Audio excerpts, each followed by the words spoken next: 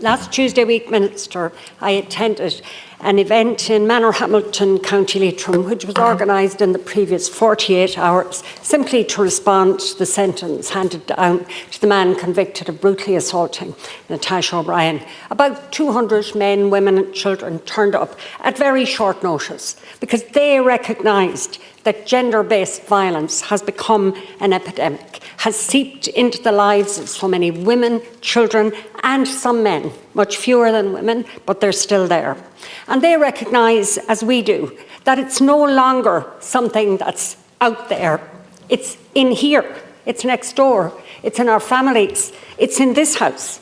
And the people at that event were saying, no more gender-based violence. But they were saying more than that, Minister. They say that they need to see real, meaningful change in how our judicial system operates. And while it is important to say that there are many in our judicial system who are very supportive of victims, we still have some significant gaps when it comes to appropriate training for judges and others regarding the impact of trauma on victims of gender-based violence, and how for some victims and survivors the experience of the judicial system, or at least some parts of it, has been a form of re-victimisation, re-traumatisation. And these people believe, as I do, that we need an urgent review of sentencing guidelines by the Judicial Council. And like many of the thousands who turned up at different events throughout the country, their message to politicians is straightforward.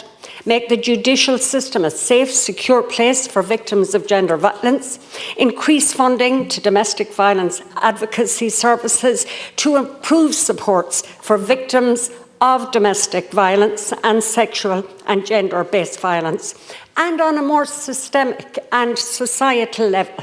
They are asking, I believe, that we examine the influences that is leading to the increase in gender-based violence and implement the necessary political and cultural changes required to reduce and tackle this scourge that is damaging and destroying so many families and so many lives. And for me personally, the cultural aspect is centre stage.